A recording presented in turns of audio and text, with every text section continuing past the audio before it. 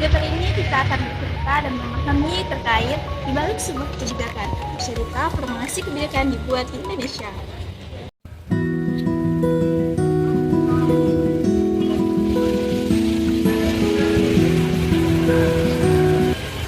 Kebijakan publik merupakan suatu keputusan yang dibuat oleh pemerintahan ketika masyarakat terdampak secara luas, dan ini bisa mengganggu ketertiban dan kenyamanan masyarakat.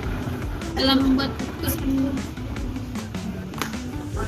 namun kebijakan tidak muncul begitu saja. Ia melalui tahapan penting, mulai dari identifikasi masalah, formulasi kebijakan, implementasi hingga evaluasi.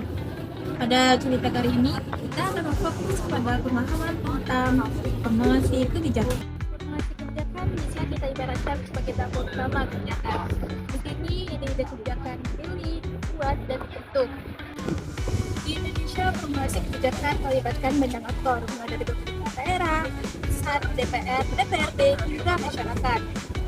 Mereka bersama-sama menjawab pertanyaan, masalah apa yang paling besar, solusi apa yang paling realistis, dan siapa yang bisa menjawab.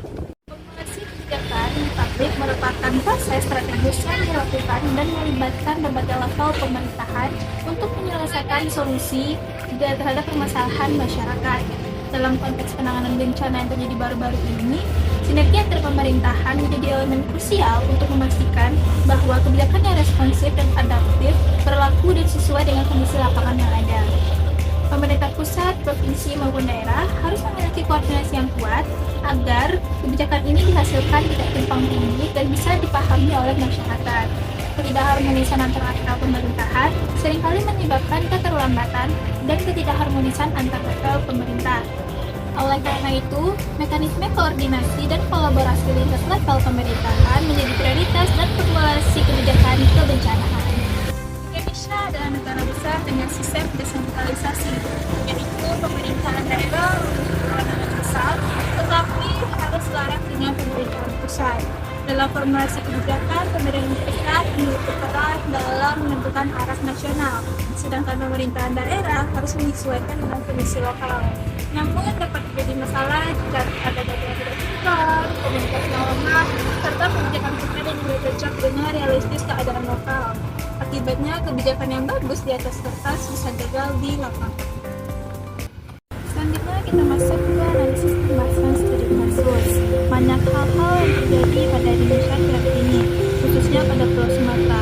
Terjadi bencana banjir bandang, longsor karena adanya siklon tropis. Karena itu, sinergi antara pemerintahan dalam formulasi kebijakan sangat diperlukan pada bencana kali ini.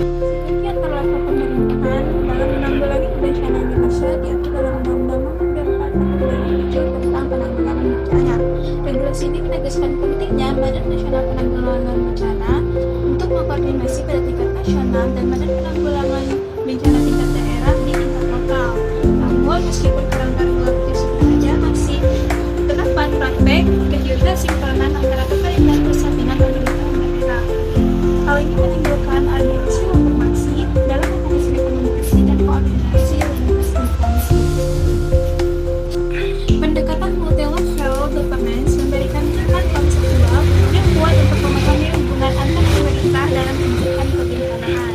Dalam konteks Indonesia, hal ini berarti adanya integrasi antara pemerintah daerah dengan pemerintah pusat, provinsi dan kabupaten serta masyarakat sipil. Dengan demikian, kebijakan yang terbentuk tidak hanya top-down tetapi juga memperhatikan kebutuhan lokal. Proses formulasi kebijakan kebencanaan menuntut koordinasi kuat antara pemerintahan, terutama lembaga pemerintahan, akademisi, dan masyarakat. BNPB sebagai lembaga utama memiliki mandat untuk mengkoordinasi perencanaan sebagai strategis penanggulangan bencana nasional. Namun, penelitian menunjukkan bahwa komunikasi antar lembaga seringkali terjadi berjalan tidak efektif akibat perbedaan prioritas kebijakan. Akibatnya, proses reformasi kebijakan cenderung berorientasi pada reaksi, bukan pencegahan. Kelemahan koordinasi ini berdampak langsung pada lambatnya tanggapan saat terjadi bencana besar. Selain kasus banjir bandang yang terjadi pada Sumatera akhir-akhir ini, yang ternyata lemahnya sinergi antar pemerintahan dalam penanggulangan bencana juga terjadi pada banjir Cianjur, Jawa Barat pada tahun 2022. BNPB dan BNPB Jawa Barat serta pemerintah daerah sempat menghadapi kendala komunikasi transportasi dan distribusi logistik yang tidak efisien. Kasus ini menunjukkan bahwa meskipun memiliki struktur yang telah ada, implementasi masih bergantung pada kendala komunikasi maupun koordinasi antar aktor. Maka dari itu diperlukannya mekanisme komunikasi yang bersifat digital dan secara real time. Digitalisasi menjadi solusi potensial untuk memperkuat sinergi antar level pemerintahan. Sistem informasi data bencana nasional merupakan langkah awal menuju integrasi kebijakan berbasis data. Platform ini memungkinkan pemerintahan daerah dan pusat berbagi informasi risiko secara cepat dan akurat. Namun, penelitian menunjukkan bahwa adopsi teknologi ini masih belum merata di seluruh Indonesia. Pemerintah perlu memperkuat kapasitas daerah agar digitalisasi benar-benar dapat digunakan dengan efisien dan cepat. Studi empiris menunjukkan bahwa negara-negara seperti Jepang dan Korea Selatan berhasil mengoptimalkan sinergi antar level pemerintahan dengan sistem komando terpadu, yaitu Integrated Command System. Sistem ini memungkinkan keputusan cepat diambil tanpa mengorbankan koordinasi antar lembaga. Indonesia dapat mengambil pelajaran dari hal ini dengan menyesuaikan pada konteks lokal dan regulasi nasional. Secara keseluruhan, pembahasan ini menegaskan bahwa sinergi antar level pemerintahan dalam formulasi kebijakan sangat dibutuhkan. Dia melibatkan koordinasi dalam kelembagaan, kesesuaian arah kebijakan, kejelasan peran, dan transparansi data. Dalam konteks penanggulangan bencana, sinergi tersebut menemukan efektivitas kebijakan publik yang baik dalam fase mitigasi maupun tanggap darurat. Ke depan, Indonesia perlu memperkuat kebijakan kebencanaan yang berbasis pada prinsip kolaboratif, adaptif, dan inklusif. Dengan demikian, kebijakan yang dirumuskan tidak hanya reaktif terhadap bencana, tetapi juga proaktif dalam mengurangi risiko di masa depan.